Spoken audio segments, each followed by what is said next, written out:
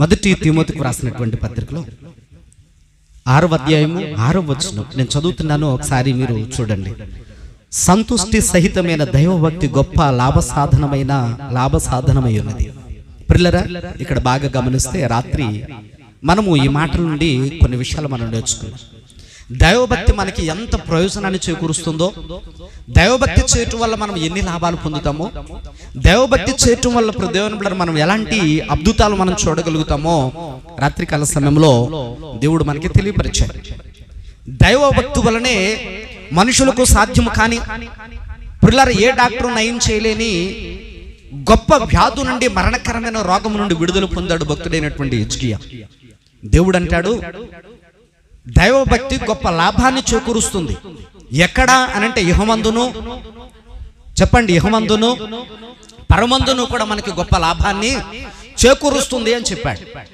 కాబట్టి దేవుని యొక్క భక్తి చేసే విషయంలో పిల్లరా చాలా అద్భుతమైనటువంటి మేలులు దాగున్నాయని కూడా రాత్రి దేవుని యొక్క వాక్యంలో మనం పొందుకున్నాం. దైవభక్తితో మనము ఎన్నో సాధించవచ్చు. దైవభక్తి చేయటం వల్ల ఆనాడు ఎర్ర సముద్రాన్ని వారు దాటగలిగారు, శత్రువులను జయించగలిగారు, ఎరుకో గోడలను కోల్చగలిగారు, శత్రువులతో యుద్ధాన్ని చేసే జయాన్ని పొందగలిగారు. పిల్లరా, కానాను దేశాన్ని స్వతంత్రించుకోగలిగారు. పాలు తేనెలు ప్రవహించే మంచి దేశంలో వారు నివాసం ఉండగలిగారు. కట్టని నాటని దేవుని కోటలు తోటల్లో వారు జీవితాన్ని గడపగలిగారు. పిల్లరా, బాల్యతనంలో నుండే దైవభక్తి కలిగినటువంటి ఒక బాలుడైనటువంటి దావీదు గొలియాతును జయించగలిగాడు. దేవుని బిడ్డలారా, దైవభక్తి వలన ఎన్నో ప్రయోజనాలు ఉన్నాయి. పిల్లరా, మానవ మాతృలకు సాధ్యం కానివి దైవభక్తి వలన మనం సాధ్యం చేయొచ్చు. దైవభక్తితో సాధ్యం చేయొచ్చు. దేవుని యొక్క వాక్యంలో దేవుడు ఆ మాటలను చాలా క్షుణ్ణంగా చెప్తా ఉన్నాడు. దైవభక్తి గొప్ప లాభాన్ని చేకూరుస్తుంది. ఆ లాభం నీకు కావాలి అని అంటే దైవభక్తి చేయమని దేవుని యొక్క వాక్యంలో ప్రభు చెప్పాడు. పిల్లరా, దైవభక్తి కదండి. ఒక ఆమె 12 ఏండ్ల నుండి రక్తస్రావం కలిగినటువంటి స్త్రీ, మనకు తెలుసు. ఏమండి, ఏం చేసి ఆమె రోగాన్ని పోగొట్టుకుంది? డబ్బులు ఖర్చు పెట్టిందట, అలాగే చెప్పులు అరిపోయేలాగా తిప్పల పడి తిరిగిందట. పోలేదే రోగం, ఆమె రోగం తగ్గలేదే. మరి ఏం చేయటం వల్ల తగ్గింది? డబ్బులు ఖర్చు పెట్టడం వల్ల తగ్గలేదు, తిప్పల పడి తిరగటం వల్ల తగ్గలేదు, ఆమె చెప్పులు అరిగిపోయేలాగా తిరగడం వల్ల తగ్గలేదు, ఎంతో మంది వైద్యులను కలిసి ఎన్నో మందులు వాడడం వల్ల తగ్గలేదు. మరి ఎట్లా సాధ్యమయ్యింది? ఆమెకు రోగం ఎట్లా తగ్గింది అని అంటే చెప్పండి, దైవభక్తి. ఏంటండి? దైవభక్తి. దేవుని బిడ్డలారా గమనించండి, దైవభక్తి. ఒక ఆమె చాలా విస్తారమైనటువంటి పాపం చేసి విస్తారమైనటువంటి ధనం సంపాదించి ఆస్తిని గడించింది. పిల్లరా, ఆస్తిని గడించింది కానీ ఆ బంగ్లాల్లో, ఆ డూప్లెక్స్ బిల్డింగ్ లో సంతోషం ఉండలేకపోతా ఉంది. దేవుని బిడ్డలారా, డబ్బులు ఉన్నాయి కానీ సంతోషం, మనశ్శాంతి లేదు. మరి ఏ డబ్బులు పెట్టి ఆమె మనశ్శాంతి కొనుక్కోగలదు? ఎక్కడికి వెళితే ఆమె మనశ్శాంతి దొరుకుతా ఉంది, పాప క్షమాపణ దొరుకుతా ఉంది అని అంటే భక్తి. యేసు ప్రభు పాదాల దగ్గరికి వెళ్ళి భక్తి చేసింది. దేవుని బిడ్డలారా, ఆమెకు గొప్ప లాభం కలిగింది. గొలియాతు ఆజానుబాహుడు. గొలియాతు ముందుకు వెళ్ళడానికి ఎవరికి ధైర్యం సరిపోవట్లేదు, సాధ్యమే కావట్లేదు. అందరూ వణుకుపోతా ఉన్నారు అతను చూసేసరికి. దేవుని బిడ్డలారా, భక్తుడైనటువంటి దావీదు బాల్యతనములలోనే బాలుడైనటువంటి దావీదు గొలియాతు యుద్ధకు వెళ్ళడానికి ప్రార్థన చేసుకుంటా ఉన్నాడు. యుద్ధము, ఆమేన్, హల్లెలూయా. ఎవరిదని చెప్పాడండి? యుద్ధము యెహోవాది అని చెప్పాడు. పిల్లరా, భక్తితో గొలియాతును జయించగలిగాడు. దేవుని బిడ్డలారా, భక్తితో భక్తుడైనటువంటి దావీదు రాజయ్యాడు, లాభం చేకూర్చాడు. దేవుని బిడ్డలారా, భక్తి చేయటం వల్ల ఎన్నో గొప్ప లాభాలు. హిజ్కియాకి మరణకరమైన రోగం వస్తే భక్తితో తగ్గించుకున్నాడండి. మరణాన్ని తరిమి కొట్టాడు భక్తి చేయటం వల్ల. ఆయుష్ను 15 ఏండ్ల కంటే ఎక్కువగా సంపాదించుకున్నాడు. దేవుని బిడ్డలారా, బాగా గమనించండి. భక్తి చేయటం వల్ల ఆకాశం నుండి మన్నా కురిసింది. భక్తి చేయటం వల్ల రాత్రులో నుండి ఏరులై పారాయి. పిల్లరా, భక్తి చేయటం వల్ల సర్పాలు కరవడం మానేశాయి. భక్తి చేయటం వల్ల యోర్దాను నదిని దాటారు. భక్తి చేయటం వల్ల ఎర్ర సముద్రాన్ని దాటారు. భక్తి చేయటం వల్ల ఇవన్నీ డబ్బులుంటే సాధ్యమయ్యే పనులు కాదు. మరి ఇవన్నీ ఎట్లా సాధ్యమయ్యాయండి? కేవలము భక్తి చేయటం వల్ల. దేవుని బిడ్డలారా, కేవలం భక్తి చేయటం వల్ల. కాబట్టి భక్తి గొప్ప లాభం. ఇప్పుడు చెప్పండి, వీళ్ళందరికీ లాభం చేకూర్చిందా లేదా? ఇది నన్ను మనకి కూడా లాభం చేకూరుస్తుంది భక్తి చేస్తే. భక్తి చేయటం మానేస్తే లాభాలు పోతాయి. భక్తి చేయడం నువ్వు బలంగా చేస్తే, ఎంత బలమైనటువంటి భక్తి చేస్తావో అన్ని ఎక్కువ లాభాలు నువ్వు పొందుతావు. పిల్లరా, అంతే కదండి. పిండి కొలది రొట్టె, తెలీదా సామెత మీకు? పిండి కొలది రొట్టె అంటారు. ఎంత ఎక్కువ పిండి అంత మంచి రొట్టె, అంత పెద్ద రొట్టె. అలాగే నీ భక్తి జీవితంలో ఎంత ఎక్కువ భక్తి ఉంటుందో అన్ని ఎక్కువ లాభాలు నీకు ఉంటాయి పిల్లలు. హల్లెలూయా, హల్లెలూయా. అన్ని ఎక్కువ లాభాలు. కాబట్టి దైవభక్తి అన్నాడు పిల్లరా. ఇప్పుడు అసలు దైవభక్తి అంటే ఏంటి, దాన్ని ఎట్లా చేయాలి అనేటువంటిది మనం నేర్చుకుందాం. ఎన్నాళ్ళ నుంచి మనం చేస్తున్నామో, ఎన్నాళ్ళ నుంచి చేసేటువంటిది ఇప్పుడు దేవుని పిల్లలు అసలు ఎట్లా ఉంటుందో, అది దైవభక్తి అని దేవుడు ఏం చేస్తే దాన్ని దైవభక్తి అని ఒప్పుకుంటాడో, ఏం చేయటం వల్ల నాయన నువ్వు నా భక్తి చేస్తా ఉన్నావు అని అంటాడో, దేవుని యొక్క వాక్యములో దేన్ని దైవభక్తి అన్నాడో వాక్యములో మనం చదువుకుని పుర్లరా ఈ రోజు మనము చాలా నీట్గా తెలుసుకుందాం. ఎందుకంటే లాభం రావాలి అని అంటే దాని నియమాలు మనకు తెలియాలి. వ్యాపారం చేయాలంటే ఎట్లాగండి చెప్పండి, వ్యాపారం చేయాలంటే ఎట్లాగా, వ్యాపారానికి ఎంత పెట్టుబడి పెట్టాలి, ఎట్లాంటి వ్యాపారం చేస్తే మంచిది, ఈ వ్యాపారం ముందు కొనసాగించాలి అని అంటే ఎట్లాంటి ఆలోచనలు చేయాలి, ఎట్లాంటి ప్రణాళికలను సిద్ధపరచాలి, వ్యాపారం ఎలాగ అభివృద్ధి చేసుకోవాలనేటువంటి ఆలోచన ఉంటుంది. పిల్లరా రూల్స్ అండ్ రెగ్యులేషన్స్ పాటించుకోకుండా వ్యాపారం చేస్తే లాస్ వస్తుంది. అలాగే దైవభక్తి ఏదో చేస్తున్నాం కదా, ప్రార్థనకు వెళుతున్నాం, వస్తున్నాం, ఎలాగైతున్నాం మొత్తం మీద అన్నట్టుగా ఉంటే పిల్లరా లాభాలు రావండి. వస్తాయా? లాభాలు రావు. మరి లాభాలు రావాలి అంటే పద్ధతులను పాటించాలి కదండి. ఇప్పుడు మనం అడ్వర్టైజ్మెంట్లో చూస్తూ ఉంటాం, అడ్వర్టైజ్మెంట్లో ప్రదేవన బిడ్డ సంతూర్ సంతూర్, మీ వయసే పెరగదు, మీరు చిన్నపిల్లలా ఉంటారు అని సంతూర్ సబ్బు గురించి ఏదో యాడ్ చేస్తాడు. దాని కిందన ప్రదేవనరా మరలా ఏదైనా సబ్బు కొని కిందన షరతులు వర్తిస్తాయి అంటాడు. మరలా అంటే నియమ నిబంధనలు ఉంటాయి అని అంటాడు. ఏ వ్యాపారానికైనా లాభాలు రావాలనంటే ఆ నియమ నిబంధనలు పెడితేనే లాభాలు వస్తాయి. పిల్లలు గమనించండి. అలాగే ఇక్కడ దైవభక్తి కూడా మనం ఎలా పడితే అలా చేసేసి అది భక్తి అనుకోకూడదు. నేను ప్రార్థన చేశాను అది ప్రార్థన అనుకోకూడదు. నేను దేవుని మందిరానికి వెళ్ళి దేవుని సన్నిధానంలో కానుకలే అది ఇచ్చేసాను దేవునికి అని అనుకోకూడదు. ఇప్పుడు దేవుని నీ మనస్సు ముఖ్యం. ఏ ముఖ్యమండి? మనస్సు ముఖ్యం. ఏ ఉద్దేశంతో ఇచ్చావో దాన్ని బట్టే ప్రతిఫలం. కయ్యను కూడా ఇచ్చాడా లేదండి? లాభం వచ్చిందా అమ్మ? లాభం వచ్చిందా? శాపం వచ్చిందా? ఇచ్చాడు, లాభం లేదు. హేబేలు ఇచ్చాడు, లాభం వచ్చింది. పురుదేవుల దేవుడు నాయనను మంచోడు బాగా ఇచ్చావన్నాడు. పుర్లరా దేవుడు మెచ్చుకునేలాగా ఇస్తేనే, దేవుడు మెచ్చుకునేలాగా ప్రార్థన చేస్తేనే, దేవుడు మెచ్చుకునేలాగా పాట పాడితేనే, అంటే పాట పాడతామనంటే గొప్ప సింగర్ లాగా నాలా పాడినా పర్వాలేదు కదండి. గొప్ప గొప్ప సింగర్లా పాడకపోయినా కనీసం నాలాగైనా పాడినా పర్వాలేదు. పురుదేవుని బిడ్డలారు గమనించాలి. అవుతున్నారే? ఎలా పాడినా పర్వాలేదు. నువ్వు దేవుని నామాన్ని మహిమపరచడానికి మంచి మనసుంటే ఆ మంచి మనసుతో పాడితే చాలు. దేవుని బిడ్డలారా ఆలోచించి. కాబట్టి ఇక్కడ దేవుని యొక్క వాక్యంలో దైవభక్తి గొప్ప లాభాన్ని చేకూరుస్తుంది. ఆ దైవభక్తి ఎట్లా చేస్తే దేవుడు దాన్ని దైవభక్తి అంటాడో, ఏం చేయటం వల్ల దైవభక్తిగా దేవుడు అంగీకరిస్తాడో, దేన్ని దేవుడు దైవభక్తి అన్నాడో వాక్యంలో మనం కొన్ని విషయాలు చదువుకుందాం. చూడండి, దేవుని యొక్క పరిశుద్ధ లేఖనాల్లో మనం చదువుకున్నప్పుడు దేవుని బిడ్డలారా ఒక మంచి భక్తుడు మనకు కనబడుతూ ఉంటాడు. అక్కడి నుంచి మనం ప్రారంభించుకుందాం. చూడండి, అపోస్తల కార్యాలు 10వ అధ్యాయము 2వ వచనంలో కొర్నేలి అనేటువంటి ఒక మంచి భక్తుడు కనపడుతూ ఉన్నాడు. అక్కడ వ్రాయబడిన మాట ఏంటంటే అతడు తన ఇంటి వారందరితో కూడా దేవుని యందు భయభక్తులు కలిగిన వాడై ఉండి ప్రజలకు బహు ధర్మము చేయుచు ఎల్లప్పుడూ దేవునికి ప్రార్థన చేయుచు ఉండువాడట. హల్లెలూయా. చూడండి పిల్లరా, ఇక్కడ దైవభక్తి కలిగినటువంటి కుటుంబం ఒక కుటుంబం ఉంది. అమ్మా మీరు వింటున్నారా? చెప్పండి, ఆ కుటుంబం ఏం కుటుంబం అండి? ఆయన పేరు ఏం పేరండి? కొర్నేలి. కొర్నేలి అనేటువంటి ఆయన దైవభక్తి కలిగినటువంటి వాడే అన్నాడు. అక్కడ వాక్యంలో మనం చదువుకుంటే తన కుటుంబం అంతటితోనూ దైవభక్తి కలిగినటువంటి కుటుంబం అని చెప్పాడు. దేవుని బిడ్డలారా, దైవభక్తి కలిగినటువంటి కుటుంబం. ఇప్పుడు ఆ కుటుంబంలో ఉండేటువంటి దైవభక్తిని దేవుడు మెచ్చుకుని, మీకు అర్థమవుతుందండి? ఆ కుటుంబంలో ఉండేటువంటి దైవభక్తిని దేవుడు మెచ్చుకుని దేవుడు తన దూతను పంపించాడు.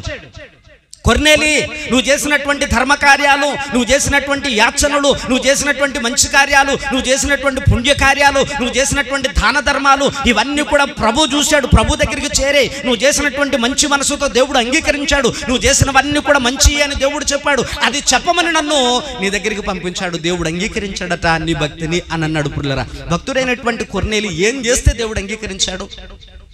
మరి మనం చేసేటువంటి భక్తిని దేవుడు అంగీకరిస్తూ ఉన్నాడని చేసుకుంటూ భ్రమలో బ్రతికేస్తూ ఉన్నామా? పిల్లలు బాగా గమనించాలి. ఇవన్నీ మనం తెలుసుకోవాల్సిన విషయాలే కదండి. అమ్మ తెలుసుకోవాల్సిన విషయాలే కదరా, ఖచ్చితంగా తెలుసుకోవాల్సిన విషయాలు. తెలుసుకోకపోతే జీవితకాలం ఇదే భక్తి అనుకుంటాం మనం. మరి భక్తి అంటే ఏంటో, అందులో ఏముంటే భక్తి అంటాడో దేవుడు వాక్యంలో చెప్తున్నాడు. భక్తుడైనటువంటి కొర్నేలినే దేవుడు ఎందుకు భక్తుడు అన్నాడు? భక్తి కలిగిన కుటుంబం అన్నాడు. దైవభక్తి వారి ఇంట్లో ఉందన్నాడు. దైవభక్తి వారి మనసులో ఉందన్నాడు. కొర్నేలి గొప్ప దైవభక్తి కలిగిన వాడు అన్నాడు. మరి దైవభక్తి కలిగినటువంటి కొర్నేలిని దేవుడు ఏ కారణం చేత ఒప్పుకున్నాడు? దాన్ని దైవభక్తి అని ఎందుకన్నాడు దేవుడు అనేటువంటి విషయాన్ని మనం ఆలోచన చేస్తే దైవభక్తిలో ఉండాల్సినటువంటి కొన్ని విషయాలను దేవుడు మాట్లాడుతూ ఉన్నాడు. చదువుకుందాం చూడండి, వాక్యంలో ఏమని రాబడి ఉంటుందంటే, సామెతల గ్రంథంలో 8వ అధ్యాయం 13వ వచనంలో దేవుడు దైవభక్తి గురించి చెప్తా ఉన్నాడు. అక్కడ భయభక్తుల గురించి మాట్లాడుతూ ఉన్నాడు. అక్కడ చూడండి ఏమని రాబడిందండి. యెహోవాయందు భయభక్తులు, దైవభక్తి కలిగి ఉండడం ఎట్లాగా అనంటే ఏంటండి? చెడుతనమును అసహించుకోవడమే భక్తి అంట. దేవునికి స్తోత్రం, గట్టిగా చెప్దాం హల్లెలూయా. ఇప్పుడు చాలా మంది మన పిల్లల పరలోక రాజ్యంలో ఎల్ఎన్జి వైద్యమ్మ గారు పుస్తకం రాసినప్పుడు అందులో ఏమని రాశారంటే, ఆమె పిల్లరా చాలా మంది దేవుని దగ్గరికి రాని వాళ్ళు కూడా పరలోక రాజ్యంలో కనబడుతున్నారట. ఆమెకి ఎందుకు ఆమెకు పరలోక రాజ్యంలో కనబడుతున్నారు అని అంటే, ఇప్పుడు దేవుని దగ్గరికి రాకపోయినా వాళ్ళలో చెడు లేదండి. ఏమి లేదండి? చెడు లేదంట. చెడును అసహించుకున్నారంటే వాళ్ళు. చెడును అసహించుకోవటం వల్ల అది కూడా భక్తిలో భాగమేనండి. దేవుని యొక్క వాక్యంలో యేసు ప్రభు ఏమని మాట్లాడుతూ ఉన్నారు? దేవుడు ఏమని చెప్తా ఉన్నాడు భక్తుడు అని అంటే, చెడుతనమును అసహించుకోవడమే భక్తి, అదే దైవభక్తి. చెడుతనం నీ దగ్గర లేకపోవడమే దైవభక్తి. పిల్లలు గమనించండి, అసహించుకోవాలనంట. చెడుతనం చూడగానే చిచ్చి చిచ్చి బాబోయ్ అని అనాలంటే హృదయాన్ని బిడ్డలారా, ఇదేంట్రా బాబోయ్ ఇక్కడ ఉండకూడదు నాయను అని అనుకోవాలంటే హృదయాన్ని బిడ్డలారా. కొంతమంది ఎట్లా ఉంటారనంటే చెడుతనమును అసహించుకొని కూడా. మీకు అర్థమవుతుందండి? ఉదాహరణకు నేను కొన్ని విషయాలు చెప్తా ఉంటాను, బాగా గమనించాలి. ఇప్పుడు ఎవరన్నా దెబ్బలాడుకున్నారు అనుకోండి, మంచి మాటలు మాట్లాడుకుంటారా లేదనంటే ఏ మాటలు మాట్లాడుకుంటారు? అమ్మా చెప్పండి, ఏ మాటలు మాట్లాడుకుంటారు? ఎవరికి తెలదు కదా మీకు. మంచోళ్ళు, వందనాలు. దేవుని దేవదూతలు మీరు. హల్లెలూయా. తండ్రి వీళ్ళందరినీ ఆశీర్వదించు బాబు. అది కూడా చెప్పలేకపోతుంది. ఏమండి పిల్లలు గమనించండి, ఇప్పుడు ఇద్దరు దెబ్బలాడుకుంటున్నారు అనుకోండి, మాటలు యుద్ధం ఎట్లా ఉంటది చూసారా? అన్ని చెడు మాటలు. ఇప్పుడు దేవుని పిల్లలు ఆలోచించి, చెడు మాటలనే నువ్వు అసహించుకుంటావా అసహించుకోవా? అమ్మ అసహించుకుంటావా అసహించుకోవా? నలుగురిలో ఉన్నామని కూడా తెలియట్లేదు ఆ మనిషికి. బుద్ధి లేని మాట చూసి అలా మాట్లాడుతుందో. అసలు ఆ మాటలు ఎలా ఉన్నాయి? మాటలు ఆ బూతులు ఎవరికైనా వచ్చా? అసలు ఆ మాటలు ఎవరికైనా వచ్చా అని అక్కడే నిలబడి వింటాం మనం. అక్కడే నిలబడి వింటాం మనం. ఎందుకని? ఇంకా ఏం మాట్లాడుతుంది, ఇంకా ఎలాంటివి మాట్లాడతారు, ఇంకా ఎంత పెద్ద గొడవ అవుతుంది. వాళ్ళు మాటల యుద్ధమేనా లేదనంటే ఏదన్నా ముష్టి యుద్ధం, గదా యుద్ధం ఇలాంటివి ఏమైనా చేస్తారా? దేవుని బిడ్డలు ఆలోచించి, ఇలాంటివి ఏమైనా జరుగుతాయా? బాగా గమనించండి, దేవుడు అసహించుకో అని చెప్పాడు. అసహించుకుని అక్కడ ఉండమని అంటలేదు అన్నాడండి. అమ్మా బాగా ఆలోచించి, అక్కడ ఉంటామా? మనం రోతున్న చోట ఉంటామా? బాబాయ్ అని ఇలా ముక్కు పూసుకొని గబ్బా గబ్బా గబ్బా గబ్బా 4 అడుగుల్లో వెళ్ళిపోమా? చెప్పరేంటమ్మా? వెళ్ళిపోతాం మనం ఖచ్చితంగా. ఎందుకని? అసహించుకున్నావు కదా, అక్కడే కాసేపు ఉండొచ్చు కదా. మరి ఇక్కడ ఉంటున్నావు కదా, దానికంటే ఇది ఇంకా ఘోరం కదా ఈ రోత, దానికంటే ఇది ఇంకా భయంకరం కదా. దేవుని బిడ్డలారా, వాక్యంలో దేవుడు ఏమంటాడు పిల్లరా? చెడును అసహించుకో అని అంటాడు. చెడు వినకూడదు, చెడు చూడకూడదు, చెడు మాట్లాడకూడదు కదండి. అవునా కదండి? ఈ బైబిల్లో నుంచి పుట్టినటువంటివి ఇవన్నీ కూడా. కాబట్టి మధ్యాహ్నం వేళ వాక్యంలో చెడును అసహించుకోవడమే దైవభక్తి అన్నాడు. కానీ చాలా మంది మనుషులు అసహించుకున్నప్పటికీ అందులోనే ఉంటారు, అసహించుకున్నప్పటికీ అక్కడే ఉంటారు. కాబట్టి నువ్వు అసహించుకున్నావు, అసహించుకున్న తర్వాత దేవుడు దాన్ని దైవభక్తిగా ఏం పరిగణించడు. ఏం చేస్తే దేవుడు దానిని దైవభక్తిగా అంటాడు అని అంటే చూడండి, వాక్యంలో మనం చదువుకున్నప్పుడు పరిశుద్ధ లేఖనంలో ప్రభువు మరొక మాట చెప్తాడు. పుల్లరా 16వ అధ్యాయం చూడండి, సామెతల గ్రంథం 16వ అధ్యాయం 6వ వచనాన్ని మనం చదువుకుందాం. సామెతల గ్రంథము 16వ అధ్యాయము 6వ వచనంలో ఏమని వ్రాయబడింది?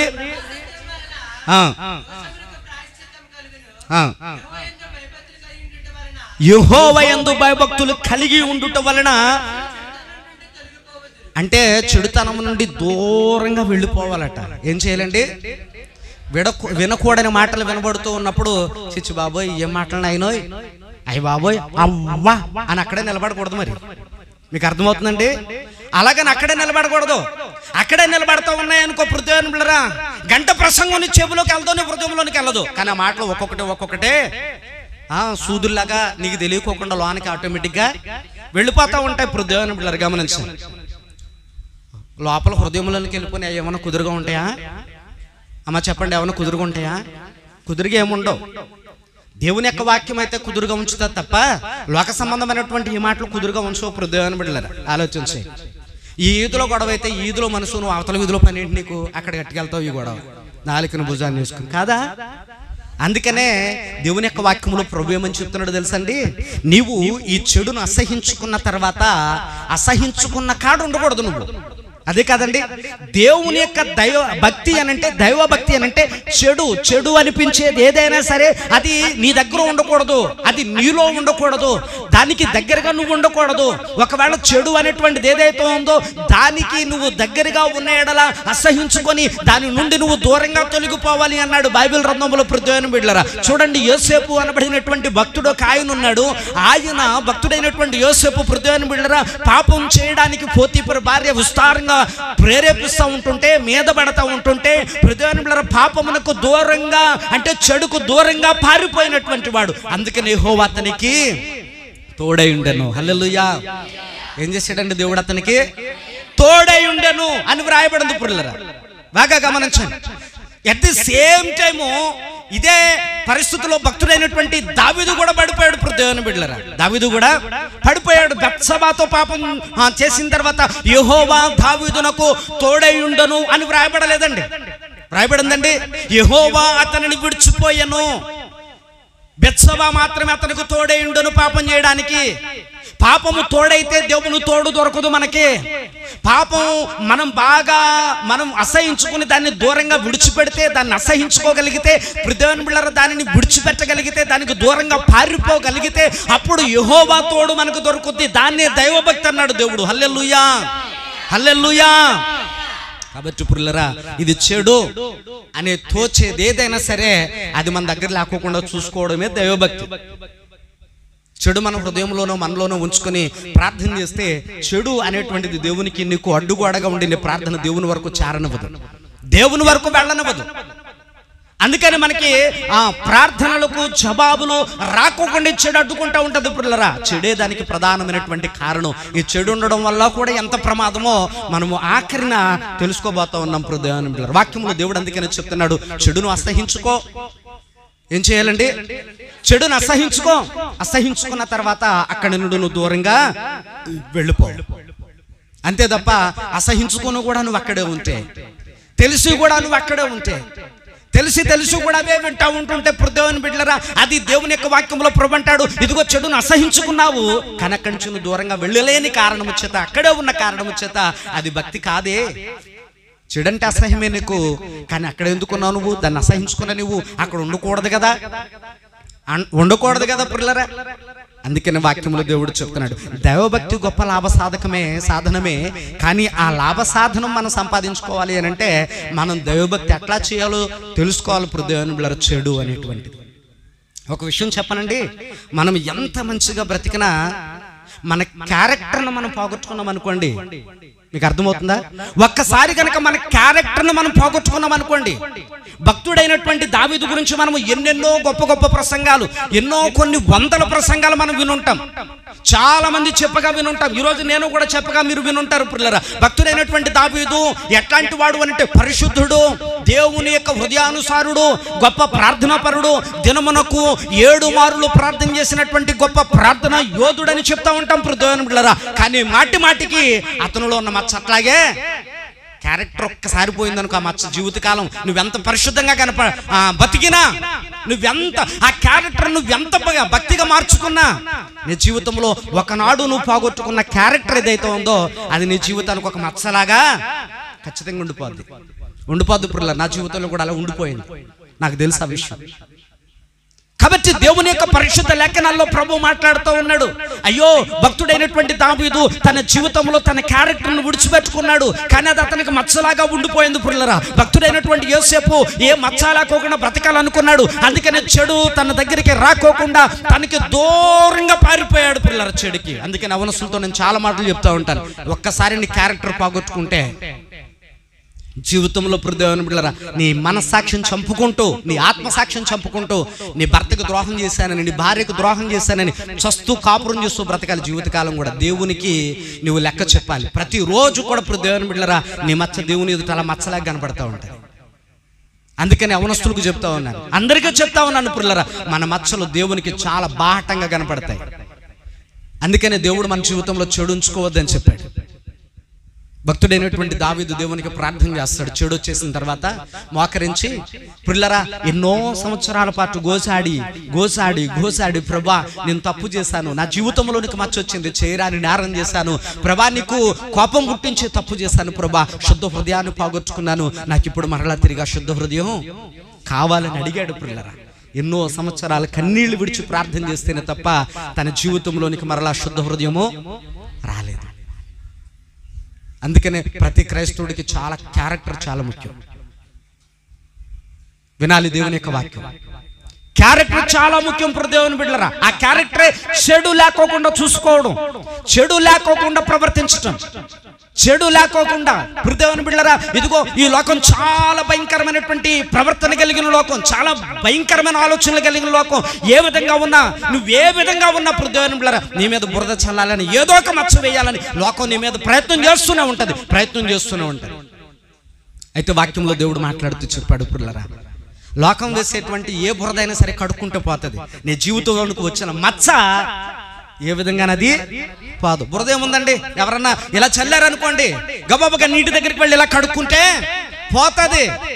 మరి నీ జీవితంలో పోగొట్టుకున్న క్యారెక్టర్ మరలా తిరిగి తెచ్చుకోవాలి అనుకుంటే, ఒకవేళ నువ్వు మారిపోయినా, పాపం చేయకపోయినా, ఒకవేళ నానా రకాలైనటువంటి నిందలు భయంకరమైనటువంటి అన్ని నీ మీదకి వచ్చినా, పోగొట్టుకున్న క్యారెక్టర్ మూలంగా కలిగిన మచ్చ అట్లాగే మిగిలిపోతుంది ప్రియులారా. నాకు యాక్సిడెంట్ అయిందండి, బర్నింగ్ అయ్యింది, ఎలక్ట్రికల్ యాక్సిడెంట్, పైనుంచి కిందడిపోయాను, కాలిపోయాను.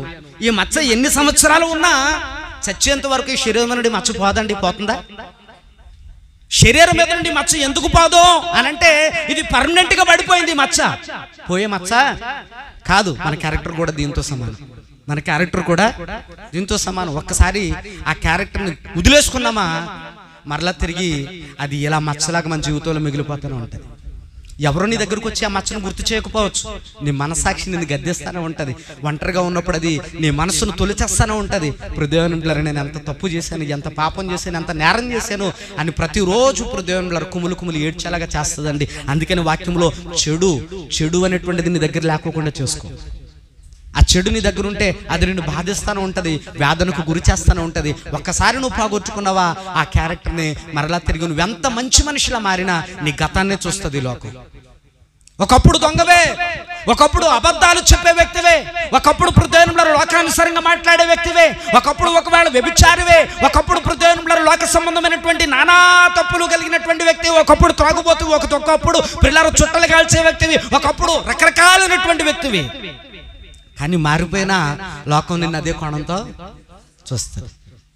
ఒకప్పుడు దొంగ కదా భలే చేస్తున్నారో ప్రార్థన అనుకోకుండా ఉండదు. భలే చేసో ప్రార్థన అనొచ్చు, కానీ ఒకప్పుడు దొంగవేని గుర్తు చేసుకున్న తర్వాతే ఈ జీవితాన్ని అంటే మచ్చ నీ జీవితంలో అట్లాగే ఖచ్చితంగా మిగిలిపోద్దు. దేవుని బిడ్డలారా ఈరోజు చెప్పే ఈ వాక్యం మీ మనసుకు కొంచెం గాయం అనిపించవచ్చు, కానీ ఇవి మంచి మాటలు. క్యారెక్టర్ని పోగొట్టుకుంటే మళ్ళీ తెచ్చుకునేది కాదండి, తెచ్చుకోలేమండి అది. కాబట్టి మన క్యారెక్టర్ ఆకాశం ఉన్నటువంటి దేవుడు చూస్తున్నాడు, పరిశీలన చేస్తున్నాడు. నీ ఉద్దేశాలు మంచిదైనప్పుడు, ఆలోచనలు మంచిదైనప్పుడు, కంటి చూపు మంచిదైనప్పుడు, నీ మనసు మంచిదైనప్పుడు దేవుని బిడ్డలారా నీ క్యారెక్టర్ ఎక్కడికి పోదండి. వాక్యంలో ప్రభు అందుకనే ఏమని మాట్లాడుతూ ఉన్నాడు ఈ మధ్యాహ్నం వేళ అని అంటే, చూడండి దేవుని యొక్క పరిశుద్ధ లేఖనాలలో చెడుతనం నుండి తొలగిపోవాలన్నాడు. తర్వాత వాక్యంలో ఏమని మాట్లాడతాడు అంటే దేవుని బిడ్డలారా చూడండి, దేవుని యొక్క పరిశుద్ధ లేఖనాల్లో భక్తుడైనటువంటి యోబు గురించి ప్రభు మాట్లాడుతూ ఒక మాట చెప్తూ ఉంటాడు. చూడండి ప్రియులారా 1వ అధ్యాయం 1వ వచనంలో మనం చదువుకుంటే భక్తుడైనటువంటి యోబు గురించి ముమ్మారు దేవుడు పలుకుతున్నటువంటి మాట ఏంటో తెలుసండి. ఆ ఊచు దేశమందు యోబు అనే ఒక మనుషుడు ఉన్నాడు. అతడు యథార్థవంతుడు, న్యాయవంతుడనై ఉండి, చూడండి, దేవుని యందు భయభక్తులు కలిగి ఉండి ఏం చేసాడటండి అమ్మ? ఏం చేసాడటండి? చెడుతనమును విసర్జించాడట. చెడుతనమును విసర్జించాడట అంటే తన జీవితంలో చెడు లేకోకుండా జాగ్రత్త పడుతున్నాడట, చెడు రాకోకుండా జాగ్రత్త పడుతున్నాడట, చెడు వినుకోకుండా జాగ్రత్త పడుతున్నాడట, చెడు చూడుకోకుండా జాగ్రత్త పడుతున్నాడట, చెడు అనేటువంటిది తన ఛాయల్లో లేకోకుండా జాగ్రత్త పడుతున్నాడట, చెడు లేకోకుండా తన బిడ్డల గురించి జాగ్రత్త పడుతున్నాడట. దేవుని యందు భయభక్తులు కలిగినటువంటి వాడే, అమ్మో ఈ చెడు అనేటువంటిది దేవునికి వైరాన్ని కలిగించేది, చెడు ఉంటే దేవుడు అంగీకరించడు, చెడు ఉన్న భక్తిని దేవుడు ఒప్పడు కనుక ఇదిగో చెడు లేకోకుండా చూసుకోవాలని భక్తుడైనటువంటి ఈ యొక్క యోబట దేవుని యొక్క సన్నిధానంలో భయభక్తులు కలిగినటువంటి వాడే, చెడును విసర్జించిన వాడు. దేవునికి స్తోత్రం. అంటే ఎంత జాగ్రత్త పడాలండి దేవుని యొక్క సన్నిధానంలో ఉన్న మనము భక్తి చేస్తున్నామంటే ఎంత జాగ్రత్త పడాలి ఏమండి? దైవభక్తి చేస్తే గొప్ప లాభం అన్నారు, బాగానే చెప్పారు. ఏదో లాభాలు వచ్చేతాయి కదా అని ఏదో మందిరానికి వచ్చి ప్రార్థన చేసుకుంటుంటే ఎంత ఖండితంగా ఉండాలి అని అంటే ఎక్కడ ఉంటాము అని అనుకుంటే లాభాలు రావు. మరి వస్తాయమ్మా? అమ్మా చెప్పండి, వస్తాయమ్మా? రావు.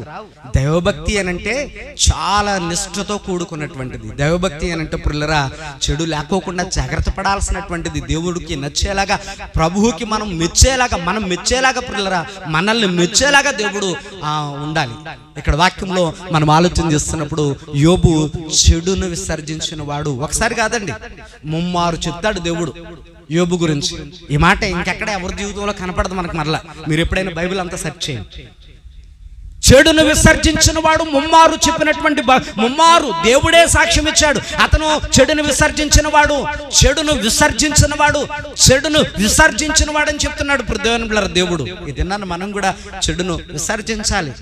విసర్జించకపోతే చాలా ప్రమాదం అండి, చాలా ప్రమాదం. దేవుని బిడ్డలారా ఒకవేళ విసర్జించలేదు, మన దగ్గర పెట్టుకున్నాం, ఏంటి నష్టం? ఏంటి చెప్పండి? నష్టం ఏంటి అని అంటే చెడు మనలో ఉంటే జరిగే చెడు కూడా ఎవరికి? చెప్పండి. చెడు మనలో ఉంటే జరిగే చెడు కూడా ఎవరికండి? మనకే. ఏమండి మీకు అర్థమవుతుందా? చెడు మనలో ఉందండి, విషం మనలో ఉందండి. ఎవరికి లాస్ అది? ఎవరికి నష్టం? ఎవరికి ప్రాణహానది? విషం మనకే. మీకు అర్థమవుతుందా? లోకంలో పెద్దలు ఒక సామెత చెప్తా ఉంటారు, ఏ కర్రనైతే అగ్గంటుకుందో అదే కాలుతుంది. ఏమండి? అదే కాలుతుంది, ఇంకేమన్నా కాలుతాయా? అదే కాలుతుంది. అట్లాగే దేవుని యొక్క వాక్యంలో ప్రభువు కూడా ఏమని చెప్తున్నాడు అని అంటే పిల్లరా చెడు ఎవరిలో అయితే ఉంటుందో అది వాళ్ళకే హాని, వాళ్ళకే ప్రమాదం. ఇతరులకు చెడు చేయాలని చూసినా ఆ చెడు అనేటువంటిది మొదటిగా నీ ఇంటి నుండే ప్రారంభమవుతుంది, నీ ఇంట్లో నుంచే ప్రారంభమవుతుంది. అందుకని వాక్యంలో ప్రభు మాట్లాడుతూ ఉన్నాడు, చెడును తొలగించుకో అన్నాడు. చెడు తొలగించుకోకపోతే ఏమవుతుందట చూద్దాం. అది కూడా ఒకసారి మనం చూద్దాం. చూడండి దేవుని యొక్క పరిశుద్ధ లేఖనాల్లో చెడు వల్ల కలిగే ఆ దుష్పరిణామం ఏంటో ఒకసారి మనం ఆలోచించేద్దాం. దేవుని బిడ్డలారా దేవుని యొక్క పరిశుద్ధ లేఖనాలలో వాక్యములో ఇర్మియా గ్రంథం 2:19 చదవండి. 4వ లైన్లో ఉంటుంది అన్నమాట. ఇర్మియా గ్రంథము 2వ అధ్యాయము 19వ వచనం 4వ లైన్లో ఒక మాట ఉంటుంది. ఆ మాటను మనం చదువుకుందాం.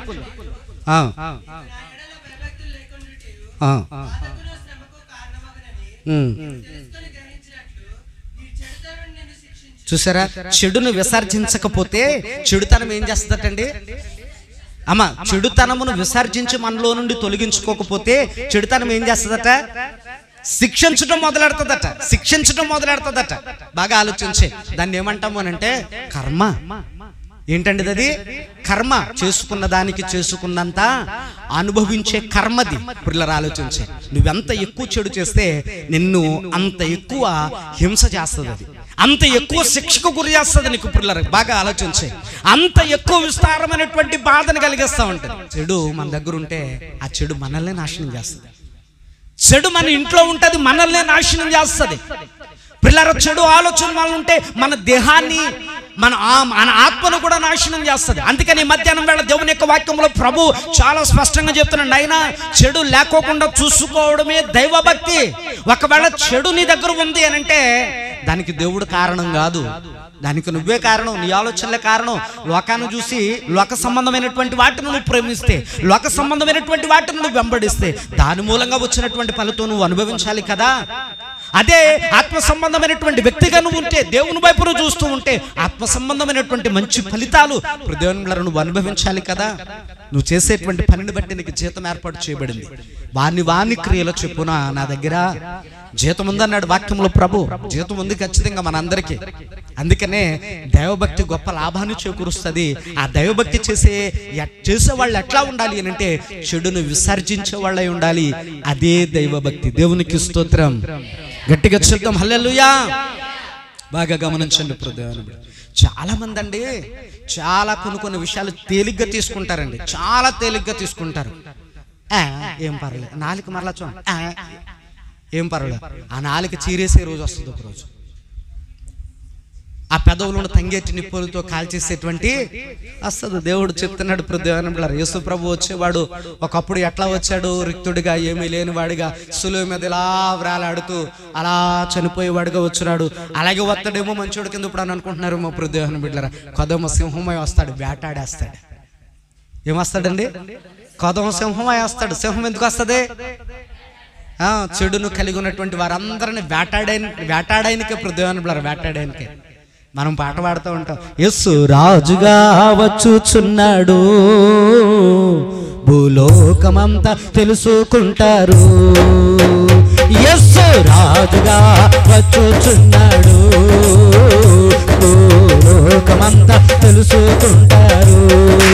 రవి కోటి తేజుడు, రమ్యమైన దేవుడు, రవి కోటి తేజుడు, రమ్యమైన దేవుడు, రాజుగా వచ్చుచున్నాడు. యేసు రాజుగా వచ్చుచున్నాడు. యేసు రాజుగా లోకమంతా తెలుసుకుంటారు. యేసు రాజుగా వచ్చుచున్నాడు, లోకమంతా తెలుసుకుంటారు. క్రైస్తవుడా మరువవద్దు ఆయన రాకడా, క్రైస్తవుడా మరువవద్దు ఆయన రాకడా. కనిపెట్టి ప్రార్థన చేయి సిద్ధముగా నుండి. ఆమేన్. కనిపెట్టి ప్రార్థన చేయి సిద్ధముగా నుండి. రేప పాటున మారెదరు, రేప పాటున మారెదరు. యేసయ్య చెంతకు పడాలి, యేసయ్య చెంతకు చేరాలి. యేసు రాజుగా వచ్చుచున్నాడు, లోకమంతా తెలుసుకుంటారు. యేసు రాజుగా వచ్చుచున్నాడు, లోకమంతా తెలుసుకుంటారు. రవి కోటి తేజుడు, రమ్యమైన దేవుడు, రవి కోటి తేజుడు, రమ్యమైన దేవుడు, రాజుగా ఆమేన్, రాజుగా వచ్చుచున్నాడు. యేసు రాజుగా లోకమంతా తెలుసుకుంటారు. యేసు రాజుగా వచ్చుచున్నాడు, లోకమంతా తెలుసుకుంటారు. 2000 సంవత్సరాలకు పూర్వం యేసు ప్రభు యూదులకు రాజంటే ఎవరు నమ్మలేదు. ఇప్పుడు ఆనాడు హేళన చేశారు, అవమానపరిచారు. ఇప్పుడు ప్రజలు యేసు ప్రభు తన నిజమైనటువంటి సైన్య సమూహ దూతలను తీసుకొని ఆయన రాజే రాబోతా ఉన్నాడు. ప్రజలు దేవునికి స్తోత్రం. ప్రతి నేత్రమైన చూస్తుందట పిల్లరా. మీకు అర్థమవుతుందండి? ఒకప్పుడు నేను యూదుల రాజునంటే ఎవరన్నా నమ్మారండి? ఎవరన్నానే యేసు ప్రభుని హేళన చేసి అవమానపరిచి యూదుల రాజు అని ఆ పైన బోర్డు పెట్టి హేళన చేసి వస్త్రాలను తీసేసి కొట్టి తిట్టి బాధ పెట్టి కొరడాలతో కొట్టి ఆయన చిత్రహింసలు చేసి శిలువ మీద చంపారు. ప్రదేవుని బిడ్డలారా, అలా వస్తాడు అనుకుంటున్నారేమో. నిజమైన ఆయన యొక్క సైన్యమును తీసుకుని, మీకు అర్థమవుతుందండి? నిజమైనటువంటి ఇప్పుడు ఆయన సైన్యాన్ని తీసుకుని వస్తాడు యేసు ప్రభు. అప్పుడు నమ్ముతారు, రాజులకు రాజురాయి. అప్పుడు మనం అందరం ఏమవుతుందో తెలుసండి? చెడు లేనటువంటి మనం అందరం కలిసి రాజకుమార్తెలుగా, యువరాణులు, యువరాజులుగా, పుల్లరా యాజక సైన్య సమూహంగా మనం అందరం కూడా యేసు ప్రభు దగ్గరికి వెళ్ళిపోతాం. ఆహా, ఎంత బాగుంటుందో! ఆనంద యాత్ర ఇది, ఆత్మీయ యాత్ర, యేసుతో నూతన యెరూషలేము యాత్ర, మన యేసుతో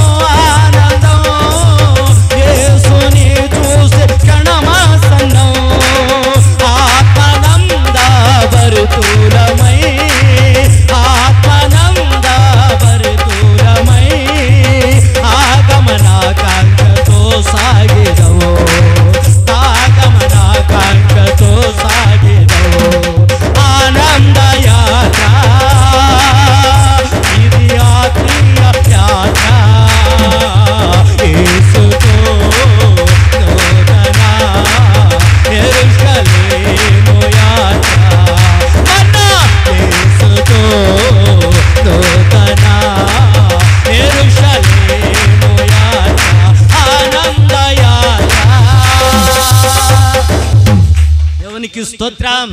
హల్లెలూయా.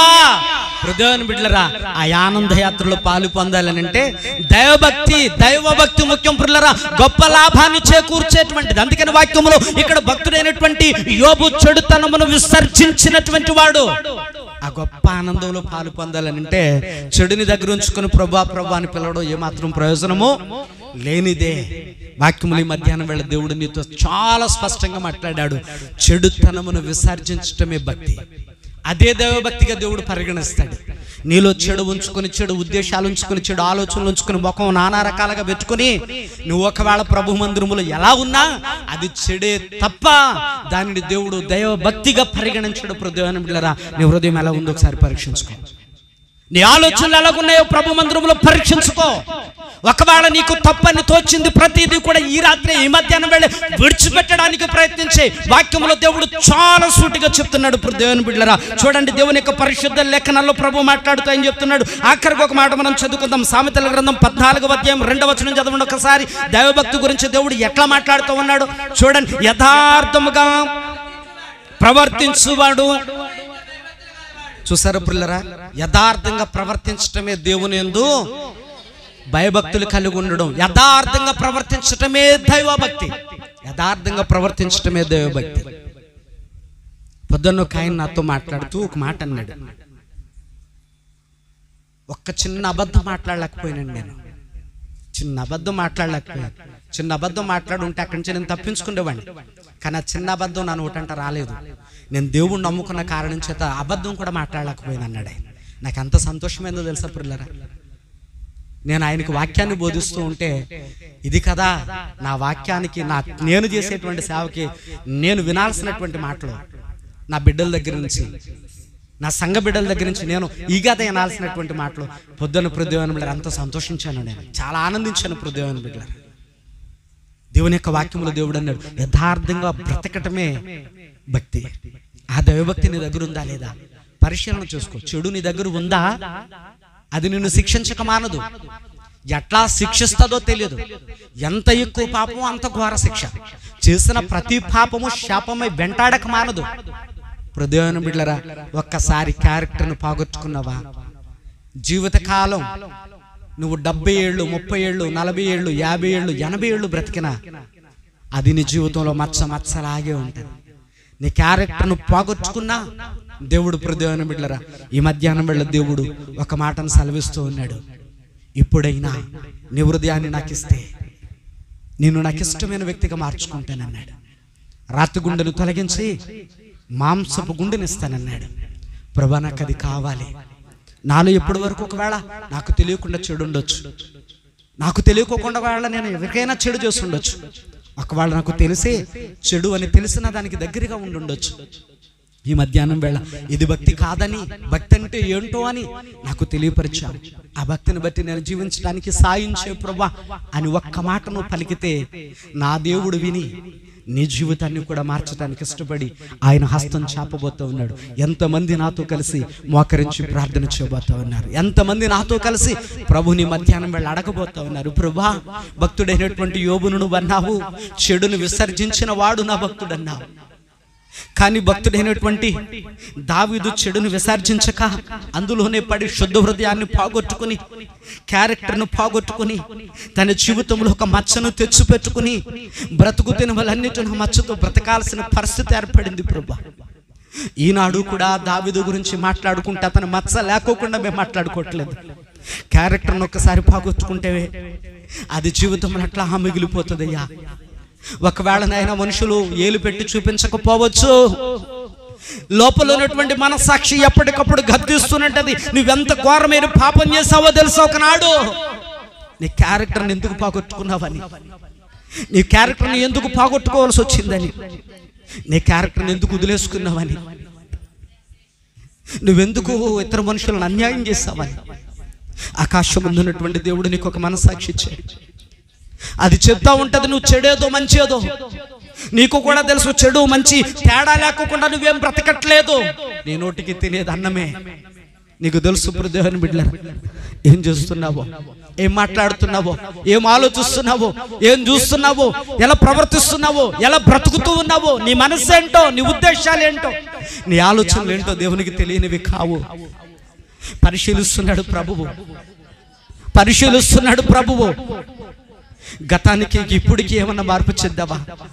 దావీదు మార్పు చెందాడు. గతంలో పాపం ఉన్నవాడే, చేసిన వాడే, కానీ ఇప్పుడు మార్పు చెందాడు. తన క్యారెక్టర్ మార్చుకున్నాడు. ప్రియులారా, యోసేపు క్యారెక్టర్లో మచ్చ లేకుండా చూసుకున్నాడు. ప్రియులారా, మన మానవులు ఏదో ఒక మచ్చ పడే ఉంటది, కానీ దాన్ని దేవునికి అప్పగిస్తే మన క్యారెక్టర్ని మార్చేస్తాడండి నా దేవుడు. కుడివైపున ఉన్నటువంటి దొంగ జీవితాన్ని మార్చేస్తాడు క్షణాల్లో యేసయ్య. పాపాత్మురాలైనటువంటి జీవితాన్ని, ఆమె యొక్క బ్రతుకుని మార్చేశాడు క్షణాల్లో యేసయ్య. సుంకపు గుర్తుదారుడైనటువంటి పుట్టువాడైన చెక్కయ్య బ్రతుకుని మార్చేశాడు క్షణాల్లో యేసయ్య. ఈ మధ్యాహ్నం వేళ దేవుని బిడ్డలారా, ప్రభు నీతో మాట్లాడుతూ ఉన్నాడు. చెడును విసర్జిస్తున్నావా? విసర్జించిన నువ్వు దాని నుండి దూరంగా పారిపోతూ ఉన్నావా?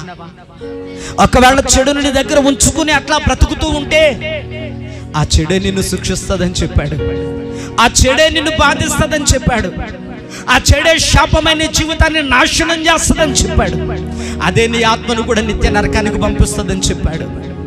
ఈ మధ్యాహ్నం వేళ ప్రియులారా, ప్రభు నీతో మాట్లాడని ఏ మాట వృధా కాకూడదు అని అంటే, నీ భక్తి యథార్థత ఉండాలి, చెడు లేని భక్తి ఉండాలి. దానినే దేవుడు భక్తి అంటాడు, దానినే దేవుడు భక్తి అన్నాడు. ఈ మధ్యాహ్నం వేళ నిన్ను అలా చూడాలనుకుంటున్నాడు. ఈ మధ్యాహ్నం వేళ యేసు ప్రభు నిన్ను అలా చూడాలనుకుంటున్నాడు. ఈ మధ్యాహ్నం వేళ యేసయ్య నిన్ను అలా చూడాలనుకుంటున్నాడు. ఒక యోబులా చూడాలనుకుంటున్నాడు. నా కుమార్తె చెడును విసర్జించినదని చెప్పాలనుకుంటున్నాడు యేసయ్య. చెడు లేనిది అని చెప్పాలనుకుంటున్నాడు మన యేసయ్య. నా కుమార్తెలో చెడు లేదు, నా కుమారుడులో చెడు లేదు అని సాక్ష్యం ఇవ్వాలనుకుంటున్నాడు మన యేసయ్య. పిల్లరా, చెడును విసర్జిద్దామండి. అది మనకి క్షేమం కాదు, మన కుటుంబానికి క్షేమం కాదు, మన భక్తి జీవితానికి అసలు క్షేమం కాదు, మన ఆత్మీయ జీవితానికి క్షేమం కాదు. ఈ మధ్యాహ్నం వేళ ఒకవేళ ఏముందో నీ జీవితంలో ఒకసారి ఆలోచించి విసర్జించు, విడిచిపెట్టు. వద్దు, అది మనది కాదు. ప్రార్థన చేద్దాం, ఎలుగెత్తి గొంతెత్తి ప్రభువుని అడుగుతూ ప్రార్థన చేద్దాం.